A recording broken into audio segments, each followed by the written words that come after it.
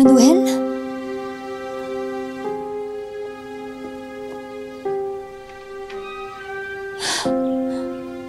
Manuel? Ang ibig ba sabihin, nakapag-desisyon ka na? Para lang sa kahilingan ni Jessica. Tsaka para sa kaso ni Colleen.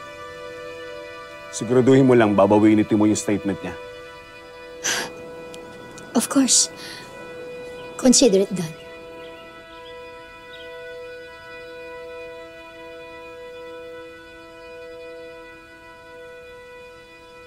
Manuel, yung gamit mo, wala ka ba dalang gamit?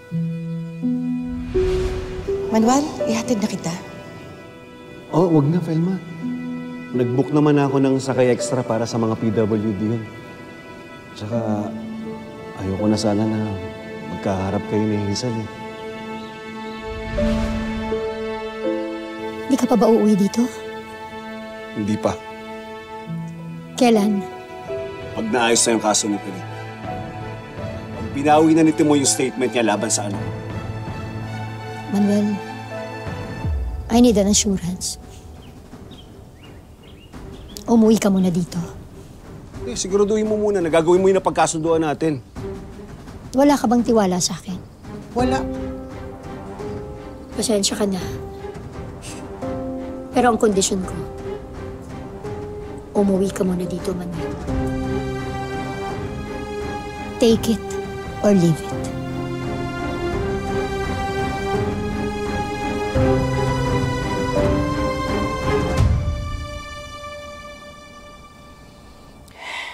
Si Hazel pa talaga ang naniguro? Ang kapal! Eh, paano kung hindi tumupad sa usapan yan? Lulukuhin ka na naman niya. Tayo. Mahirap magtiwala sa taong ganyan. Ilang beses na niya tayong niloko, Manuel.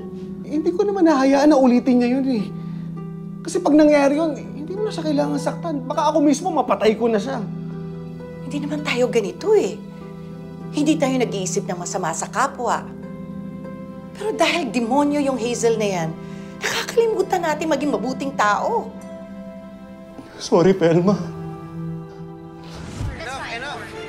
Konti lang. Okay ka ba? Oo, okay ka lang, di ba?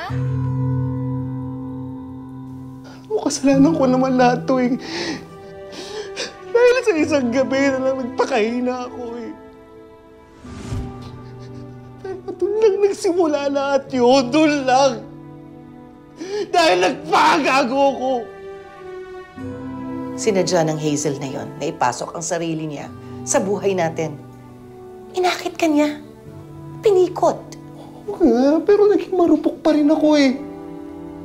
Kasalanan ko yun, Pelma.